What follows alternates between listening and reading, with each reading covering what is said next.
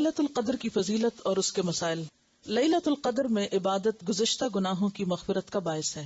نبی اکرم صلی اللہ علیہ وسلم نے فرمایا، جس نے لیلۃ القدر میں ایمان کے ساتھ ثواب کی نیت سے قیام کیا، یہ جو قیام کا لفظ ہے یہ قابل غور ہے، اس کے گزشتہ گناہ معاف کر دیے جاتے ہیں۔ تو آخری راتوں کی بہترین عبادت طویل نمازیں ہیں، لمبا قیام ہے۔ اسے بخاری اور مسلم نے روایت کیا ہے۔ یہ الگ بات ہے کہ جن لوگوں کو نماز نہ پڑھنا ہو پھر وہ بیٹھ کے کچھ ذکر اذکار کرتے رہیں، لیکن ساری نیکیوں میں سے بہترین نیکی جو اس رات میں کی جا سکتی ہے وہ طویل قیام۔ لیلۃ القدر کی سعادت سے محروم رہنے والا بہت ہی بد نصیب ہے۔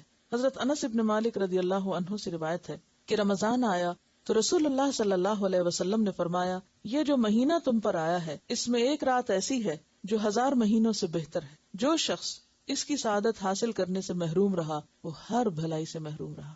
یعنی جس نے یہ چانس مس کر دیا کہ ایک رات کی عبادت 1000 مہینوں کی عبادت سے بہتر، تو پھر اس نے کتنا بڑا موقع ضائع کیا، کتنا بڑا نقصان کیا۔ نیز فرمایا، لیلۃ القدر کی سعادت سے صرف بد نصیب ہی محروم کیا جاتا ہے، یعنی جو قسمت والے ہیں وہ اس کو پا لیتے ہیں اور باقی محروم رہ جاتے ہیں۔ اور پاتا کون ہے؟ جو کوشش کرتا ہے، جو محنت کرتا ہے، جو طلب رکھتا ہے۔ لیلۃ القدر رمضان کے آخری عشرے کی طاق راتوں میں تلاش کرنی چاہیے۔ حضرت عائشہ رضی اللہ عنہا سے روایت ہے کہ رسول اللہ صلی اللہ علیہ وسلم نے فرمایا، رمضان کے آخری عشرے کی طاق راتوں میں لیلۃ القدر کی تلاش کرو۔ اسے بخاری نے روایت کیا ہے۔ تو اس سے کیا پتہ چلتا ہے کہ خاص طور پر طاق راتوں میں اہتمام کے ساتھ عبادت ہونی چاہیے اور صرف 27ویں پر ہی اکتفا نہیں کرنا چاہیے۔ رمضان کے آخری عشرے میں بہت زیادہ عبادت کرنی چاہیے۔ رمضان کے آخری عشرے میں اپنے اہل و عیال کو عبادت کے لیے خصوصی ترغیب دلانا مسنون ہے، یعنی صرف خود نہیں، بچوں کو، گھر والوں کو، اوروں کو بھی اس کی طرف توجہ دلائیں۔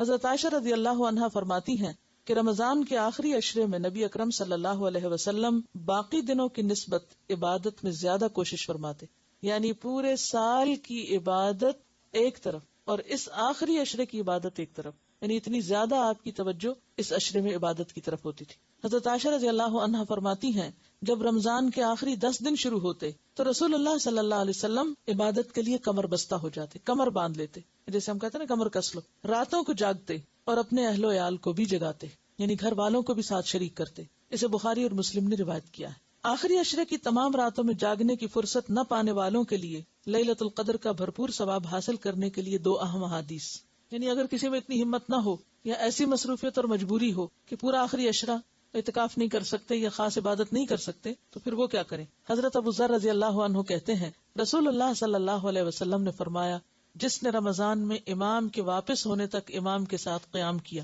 یعنی با جماعت تراویح ادا کی، اس کے لیے ساری رات قیام کا ثواب لکھا جائے گا۔ اسے ترمذی نے روایت کیا ہے۔ حضرت عثمان بن عفان رضی اللہ عنہ کہتے ہیں، میں نے رسول اللہ صلی اللہ علیہ وسلم کو فرماتے ہوئے سنا، جس نے عشاء کی نماز با جماعت ادا کی اس نے گویا نصف رات قیام کیا، اور جس نے نماز عشاء با جماعت ادا کرنے کے بعد صبح کی نماز با جماعت ادا کی اس نے گویا ساری رات قیام کیا۔ اسے مسلم نے روایت کیا ہے۔ رمضان المبارک میں رسول اللہ صلی اللہ علیہ وسلم کثرت سے تلاوت قرآن اور انفاق فی سبیل اللہ فرمایا کرتے تھے، یعنی نماز کے بعد 2 مزید نیکی کے کام کیا ہیں؟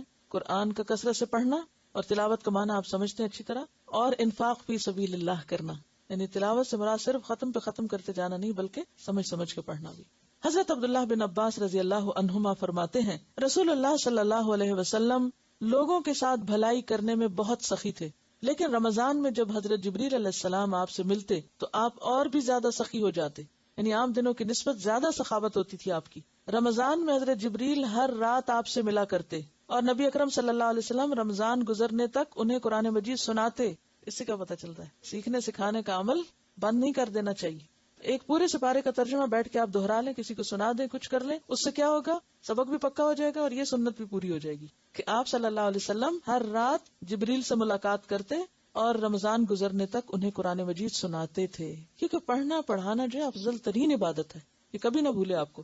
جب جبریل علیہ السلام آپ سے ملتے تو آپ کی سخاوت تیز ہواؤں سے بھی زیادہ بڑھ جاتی، تیز آندھی جب چلتی ہے تو ہر چیز اس کی زد میں آ جاتی ہے، تو اسی طرح آپ کی سخاوت ایسی ہوتی کہ جس سے سارے فائدہ اٹھاتے۔ اسے بخاری اور مسلم نے روایت کیا ہے۔ لیلۃ القدر میں یہ دعا پڑھنا مسنون ہے، یعنی خاص طور پر ہر رات نمازوں کے درمیانی وقفے میں اٹھتے بیٹھتے کثرت سے یہ دعا پڑھیں۔ حضرت عائشہ رضی اللہ عنہا سے روایت ہے، میں نے پوچھا، یا رسول اللہ صلی اللہ علیہ وسلم، اگر میں شب قدر پالوں تو کون سی دعا پڑھوں؟ نبی اکرم صلی اللہ علیہ وسلم نے فرمایا، کہو اللہم انک عفو تحب العفو فاعف عنی، یا اللہ تو معاف فرمانے والا ہے، معاف کرنا پسند کرتا ہے، لہٰذا مجھے معاف فرما۔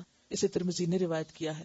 ہر قسم کی دعائیں، لیکن خاص طور پر یہ دعا، اللہم انک عفو تحب العفو فاعف عنی،